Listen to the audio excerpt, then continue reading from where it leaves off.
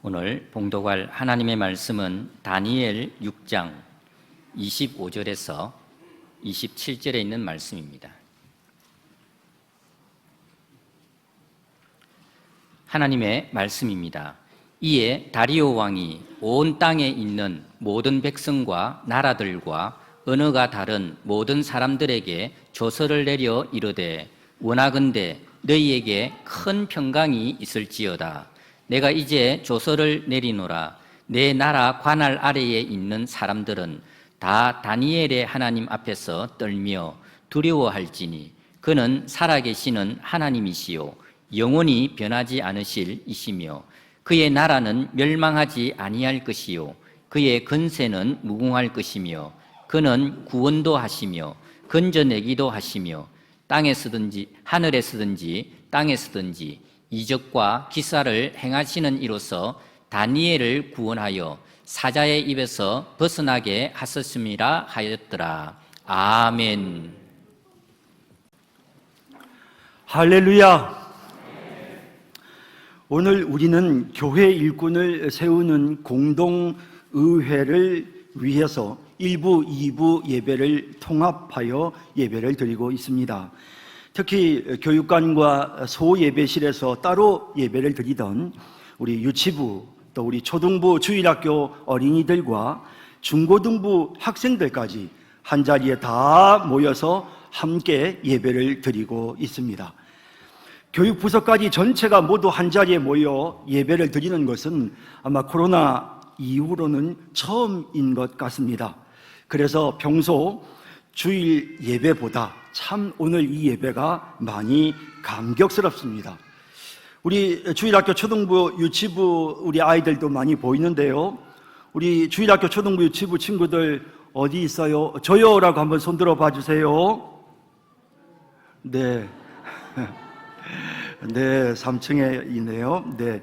우리 중고등부 학생들도 한번 저요라고 한번 손들어 주세요. 네, 저요 하는 게 쑥스러운 모양입니다. 우리 영화부는 우리 어린아이들이니까 우리 부모님들과 또 우리 교사님들 한번 저요라고 한번 손들어 주세요. 네, 우리 영화부도 오늘 또 많이, 우리 영화부는 올 초의 인원에 비해서 3배나 부흥을 했습니다. 얼마나 감사한지 모르겠습니다. 우리 교회의 우리 청년대학부도 참 요즘 많이 열심히 하는데요. 우리 청년대학부도 한번 손 한번 들어봐 주세요. 어디 계십니까? 네, 우리 청년대학부 좋습니다. 그리고 요즘은 우리 이 청년 회원들이 또 굉장히 열심히 합니다. 결혼하지 않은 우리 30대 우리 청년들이 우리 교회에 많이 계신데요. 우리 이 청년 회원들도 한번 손 들어 주시겠어요? 네, 우리 청년들. 네, 고맙습니다. 오늘 이렇게 많은 분들이 우리 함께 모여서 하나님 앞에 예배를 드리니 참 너무 뜻깊고 좋습니다. 저는 오늘 여러분들과 함께 우리의 사명이 무엇인지 생각해 보려고 합니다. 사실 열심히 공부하는 우리 학생들은 왜 내가 열심히 공부를 해야 하는지 분명한 목적이 있어야 합니다. 우리 직장을 위하여 준비하는 우리 청년들도 마찬가지고 또 이미 또 직장 생활을 하고 있는 분들도 내가 왜 열심히 일을 해서 돈을 벌어야 하는가, 또 연세 드신 우리 어르신들도 왜 내가 이 땅에 살아 있어야 하는가, 하나님이 왜 나를 이 땅에 존재하게 하시는가, 그 이유를, 그 목적을, 그 사명을 정확하게 알고 있어야 합니다. 우리가 맹목적으로 그냥 열심히만 하여서 되는 것이 아니고 내 인생의 분명한 목적과 사명을 알고 그 사명을 완수하기 위해서 달려가는, 그것을 점검하고 또 점검해 봐야 하는 것입니다. 오늘은 특별히 우리 교회에 일꾼을 세웁니다. 그러면 우리 교회의 일꾼으로 세움을 받는 분들, 오늘 투표를 통해서 이제 교회 중직자가 되신다면 여러분들은 그 일을 왜 하시는 것입니까? 여러분들이 왜 일꾼이 되셔야 하는 것입니까? 거기에도 역시 마찬가지로 분명한 사명과 목적이 있는 것입니다. 그래서 오늘 이 시간에 저는 여러분들과 함께 우리의 사명이 도대체 무엇인가, 우리가 무엇을 위하여 달려가야 하는가를 함께 생각해 보려고 합니다. 특별히 저는 오늘 다니엘을 선택했습니다. 다니엘은 일평생 동안 하나님이 맡겨주신 사명을 정말 충성스럽게 잘 감당했던, 자신의 인생의 목적이 무엇인지, 자신의 사명이 무엇인지 너무도 분명하게 잘 알았던, 그래서 하나님 앞에 쓰임을 받았던 인물이 바로 다니엘입니다. 자, 이제 다니엘의 이야기를 한번 나눠보겠습니다. 첫 번째 이야기입니다. 바벨론 왕 느부갓네살의 왕은 주변 국가를 점령한 후에 그곳에 많은 포로를 붙잡아서 바벨론의 포로로 끌고 왔습니다. 그리고 그들 중에 똑똑한 소년들을 뽑아서 훈련시켜 뛰어난 인재를 선발하고 그들에게 국가의 중요한 일을 도맡아 하게 했습니다. 다니엘과 사드락, 메삭, 아벳느고는 유다 예루살렘이 바벨론에 함락되었을 때 포로로 붙잡혀 바벨론에 끌려왔습니다. 이들은 바벨론 사람들에게 발탁되어 3년간 바벨론의 언어와 학문을 열심히 공부했습니다. 이 소년들이 건강하게 교육을 받고 왕 앞에 멋진 모습으로 설 수 있도록 느부갓네살 왕은 이들에게 왕의 특별한 음식을 하사하였습니다. 왕이 보낸 음식과 포도주는 아주 좋은 재료를 사용한 너무도 맛있는 음식이었습니다. 다니엘과 세 친구는 한 번도 먹어본 적이 없는 너무도 맛있는 음식에 배고픔을 느꼈지만 그 음식을 살펴보니 그 음식들이 하나님의 율법에 금지되고 있는 음식이고 무엇보다도 우상에게 바쳐진 음식이라는 사실을 알았기 때문에 그 음식 먹기를 단호하게 거부했습니다. 다니엘서 1장 8절에 보면 다니엘은 뜻을 정하여 왕의 음식과 그가 마시는 포도주로 자기를 더럽히지 아니하리라 하고 자기를 더럽히지 아니하도록 환관장에게 구하니라고 합니다. 그들은 단지 식물만, 채식만 먹겠다고 환관장에게 요구했습니다. 저희는 고기 대신에 야채만 먹겠습니다 했습니다. 그러나 이들의 교육을 책임진 환관장은 혹시라도 이 네 사람이 채소만 먹다가 살이 빠져서 왕 앞에 헬쑥하고 초라한 모습으로 나아가면 왕이 불같은 호령을 내리고 자신을 야단칠까 봐 몹시 두려웠습니다. 그래서 절대로 안 된다고 했습니다. 그러나 다니엘과 그 친구들은 굽히지 않았습니다. 그렇다면 우리를 한번 열흘 동안만, 10일 동안만 우리에게 야채를 주어 먹게 한번 해보십시오.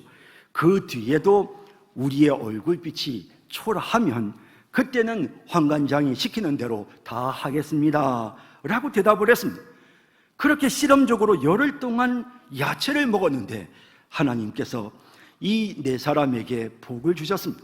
은혜를 베푸셨고 그들이 믿음을 지키려고 애쓰는 모습을 보시고 하나님께서 그들에게 기적이 일어나게 하셨습니다.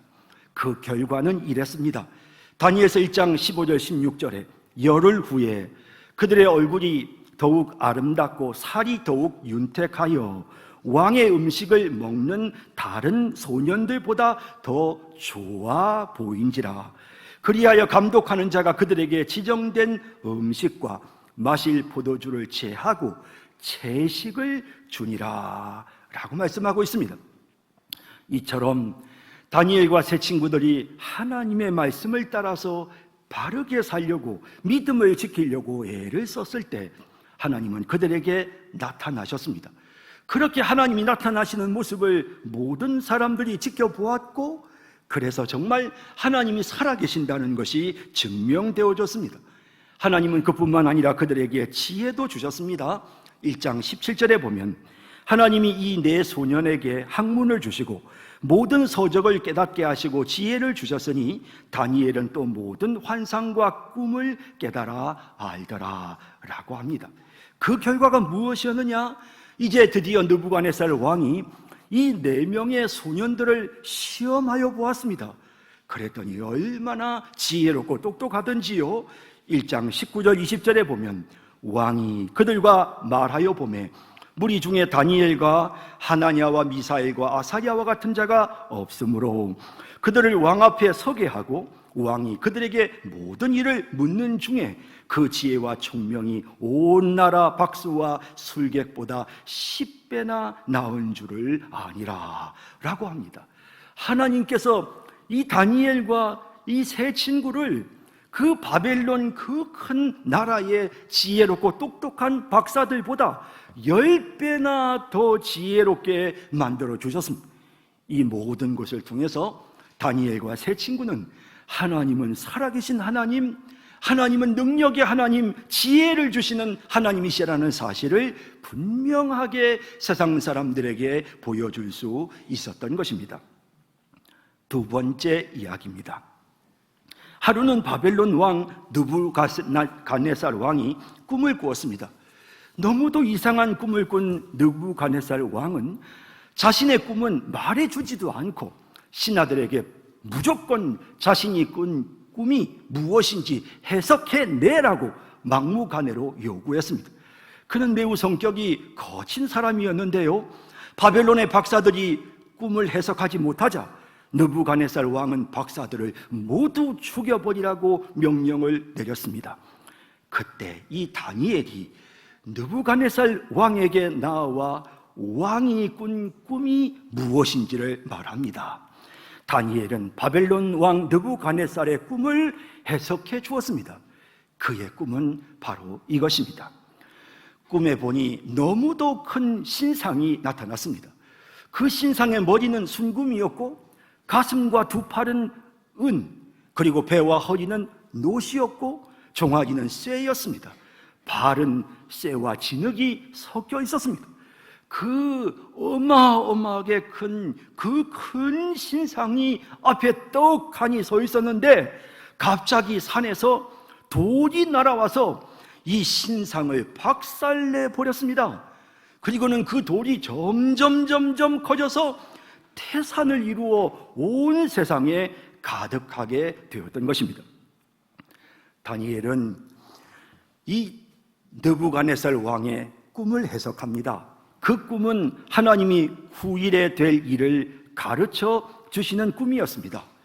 다니엘은 이 꿈을 해석하면서 금머리는 바벨론 제국이고 그 다음으로는 메데바사로 불리는 페르시아 제국이 세워지고, 그리고 금머리 아래 또 가슴과 두 팔은 은인 것처럼 페르시아 제국은 바벨론 제국보다는 강하지 않습니다. 그리고 노수로 된 배와 허리는 그리스 제국, 헬라 제국입니다. 그리고 쇠로 된 종아리는 로마 제국입니다. 그리고 쇠와 진흙이 섞여 있는 발은 로마 제국이 멸망하고 난 후에 수많은 나라들이 함께 존재하는 열국의 시대가 될 것이다 라는 사실을 느부갓네살의 꿈을 통해서 해석했습니다.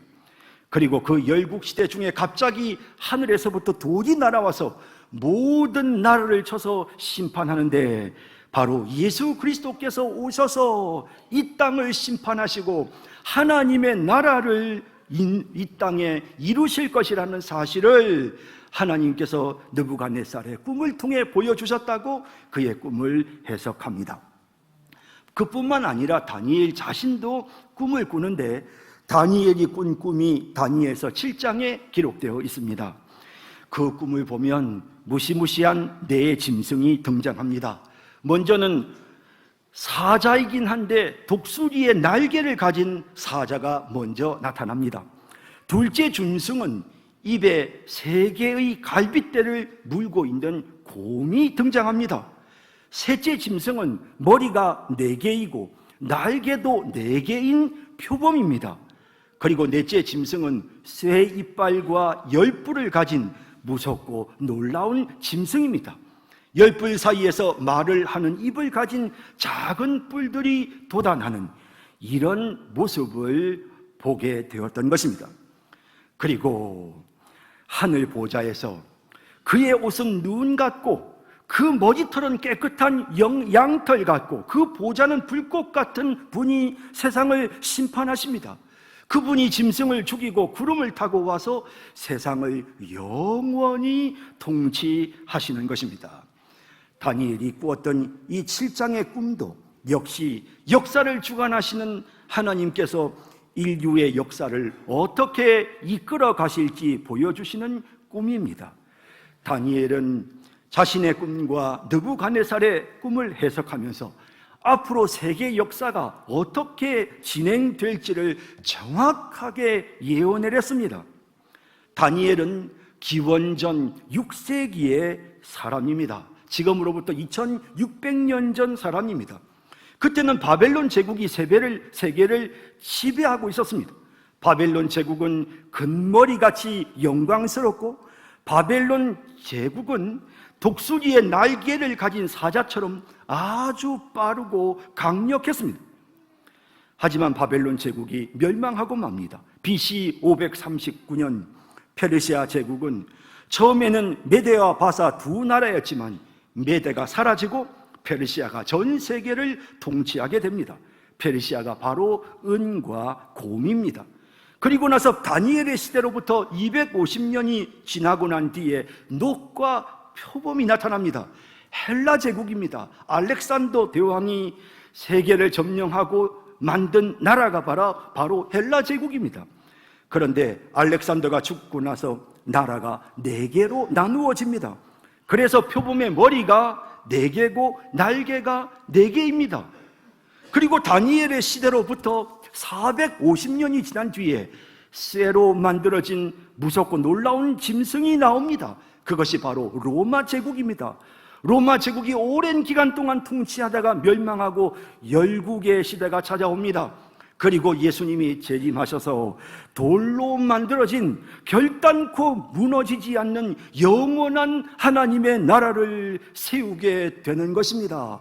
다니엘은 이처럼 꿈을 해석하면서 역사를 주관하시는 하나님, 모든 나라를 통치하고 다스리시는 만왕의 왕이신 하나님을 분명히 보여주었고, 예수 그리스도께서 모든 악의 세력을 심판하시는 심판의 주님이시라는 사실을, 구원의 주님이시라는 사실을 분명하게 선포하였던 것입니다. 이렇게 다니엘이 꿈을 해석하는 모습을 보고 깜짝 놀라 느부갓네살 왕이 다니엘에게 꿇어 엎드립니다. 그리고 절합니다. 그러면서 다니엘의 하나님을 찬양합니다. 다니엘서 2장 46절 47절에 이에 느부갓네살 왕이 엎드려 다니엘에게 절하고 명하여 예물과 향품을 그에게 주라 하니라. 왕이 대답하여 다니엘에게 이르되 너희 하나님은 참으로 모든 신들의 신이시요 모든 왕의 주제시로다. 내가 능히 이 은밀한 것을 나타내었으니 내 하나님은 또 은밀한 것을 나타내시는 이시기로다 라고 하며 하나님을 찬양하고 있는 것입니다. 이처럼 다니엘은 하나님의 살아계심을, 하나님의 능력을 모든 사람들에게 나타내 보인 것입니다. 하나님이 전지전능하신 하나님, 이 인류의 역사를 주관하시는 하나님, 바벨론 제국이나 페르시아 제국이나 헬라 제국이나 로마 제국 그 위에 계신 능력의 하나님이심을 선포하여 나타내는, 바로 다니엘은 자신의 그 사명을 충성스럽게 완수하였던 것입니다. 세 번째 이야기입니다. 다니엘에게는 바벨론에 함께 포로로 끌려와 고생하면서도 함께 하나님을 믿고 섬겼던 3명의 친구가 있었습니다. 사드락과 메삭과 아벳느고입니다. 느부갓네살 왕이 바벨론 지방 두라 평지에 높이가 30m, 폭 3m의 신상을 세웠습니다. 그리고 그 신상을 세운 것을 축하하는 낙성식을 거행하면서 금 신상에게 절을 하도록 명령을 내렸습니다. 만일에 그 앞에 엎드려 절하지 않으면 즉시 뜨거운 풀무불에 던져 넣겠다고 공포하였습니다. 하지만 사드락과 메삭과 아벳느고는 우상에게 절하지 말라는 하나님의 계명을 어길 수가 없었습니다. 그래서 그들은 자신들의 믿음을 지키고 우상 앞에 절하지 않았습니다. 즉시 느부갓네살 왕이 그들을 끌어오게 했고, 느부갓네살 왕은 그들에게 마지막 기회를 주었습니다. 그때 그들이 느부갓네살 왕에게 이렇게 말합니다. 다니엘서 3장 17절 18절에 왕이여, 우리가 섬기는 하나님이 계시다면 우리를 맹렬히 타는 풀무불 가운데서 능히 건져내시겠고 왕의 손에서도 건져내시리이다. 그렇게 하지 아니하실지라도 왕이여, 우리가 왕의 신들을 섬기지도 아니하고 왕이 세우신 금신상에게 절하지도 아니할 줄을 아옵소서 라고 분명하게 선언합니다. 결국 그 세 사람은 뜨거운 풀무불에 던져졌습니다. 느부갓네살 왕은 화가 나서 풀무불을 평소보다 7배나 더 뜨겁게 만들었습니다. 심지어는 이 세 사람을 풀무불에 던져 넣으려고 끌고 갔던 사람이 풀무불에 타 죽을 정도로 그 풀무불이 너무도 뜨거웠습니다. 하지만 그들은 풀무불 속에서, 이 세 사람은, 사드락과 메삭과 아벳느고는 그 뜨거운 풀무불 속에서 전혀 타지 않았습니다. 머리털도 그을리지 않았고 입던 옷도 색깔이 변하지 않았고 불탄 냄새도 나지 않았습니다. 더 놀라운 것은 풀무불 속에 분명히 3명이 들어갔는데 신들의 아들과 같은 형상을 한 사람이 그들과 함께 있는 것이 보이는 것입니다. 그분은 바로 예수 그리스도이십니다. 사드락과 메삭과 아벳느고가 자신의 믿음을 지키고자 하였을 때 우리 주님께서 그들과 함께 하셨고 그들을 그 뜨거운 풀무불 속에서 보호해 주셨던 것입니다. 그렇게 예수님은 자신의 영광스러운 모습을 그곳에 나타내셨습니다. 그들 모두 풀무불에서 벗어날 수가 있었습니다. 깜짝 놀란 느부갓네살 왕은 이렇게 말합니다. 다니엘서 3장 28절에 느부갓네살이 말하여 이르되 사드락과 메삭과 아벳느고의 하나님을 찬송할지로다. 그가 그의 천사를 보내사 자기를 의뢰하고 그들의 몸을 바쳐 왕의 명령을 거역하고 그 하나님 밖에는 다른 신을 섬기지 아니하며 그에게 절하지 아니한 종들을 구원하셨도다. 하나님은 살아계신 능력의 하나님이시고 하나님은 하나님의 백성들을 구원하시고 보호하시는 하나님이시라는 사실을 느부갓네살이 깨닫게 된 것입니다. 이처럼 다니엘과 또 그의 세 친구들은 세상 사람들에게 하나님의 능력을 나타내 보였고 예수 그리스도를 세상 사람들에게 보여주었던 것입니다. 네 번째 이야기입니다. 바벨론의 마지막 왕이었던 벨사살이 잔치를 배설하고 술에 취해 있을 때 갑자기 손가락이 나타나서 벽에 글씨를 씁니다. 타락한 삶을 살고 있었던 벨사살 왕의 눈앞에 나타난 이 벽에 쓰여진 이 글씨를 아무도 해석하지 못했지만 다니엘이 그 글을 해석합니다. 메네 메네 데겔 우바르십, 하나님께서 세어 보셨고 하나님이 저울에 달아보니 부족하여서 하나님께서 이 나라를 쪼개신다라는 뜻입니다. 지금 보고 있는 이 그림은 네덜란드의 유명한 화가인 렘브란트가 다니엘서 5장을 보고 그린 그림입니다. 모두가 벽에 있는 글자를 보고는 깜짝 놀라서 두려워하는 모습을 이렇게 그림으로 표현했습니다.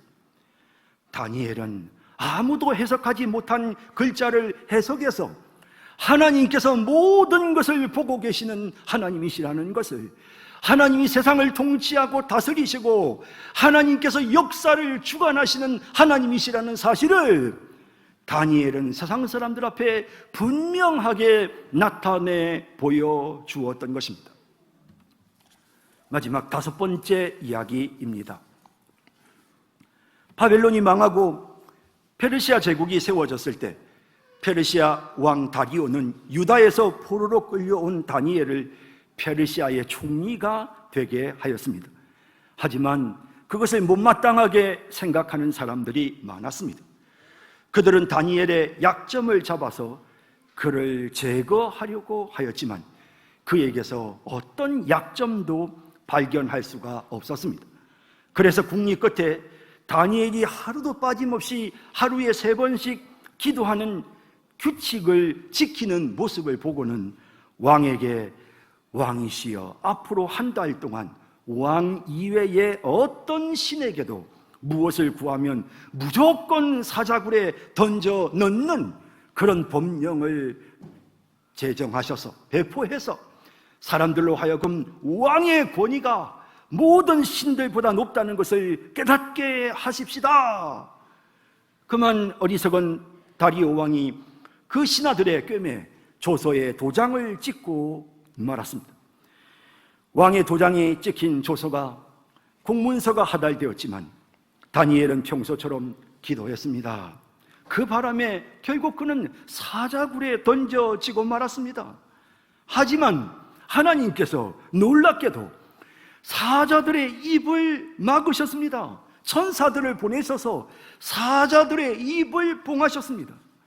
사자들이 전혀 다니엘에게 덤벼들지 않았습니다. 그 모습을 지켜본 다리오 왕은 페르시아 제국 전체에 다음과 같은 문서를 하달합니다. 다니엘서 6장 25절 27절에 이에 다리오 왕이 온 땅에 있는 모든 백성과 나라들과 언어가 다른 모든 사람들에게 조서를 내려 이르되 원하건대 너희에게 큰 평강이 있을지어다. 내가 이제 조서를 내리노라. 내 나라 관할 아래에 있는 사람들은 다 다니엘의 하나님 앞에 떨며 두려워할지니 그는 살아계신 하나님이시요 영원히 변하지 않으실 이시며 그의 나라는 멸망하지 아니할 것이요 그의 권세는 무궁할 것이며 그는 구원도 하시며 건져내기도 하시며 하늘에서든지 땅에서든지 이적과 기사를 행하시는 이로서 다니엘을 구원하여 사자의 입에서 벗어나게 하셨음이라 하였더라.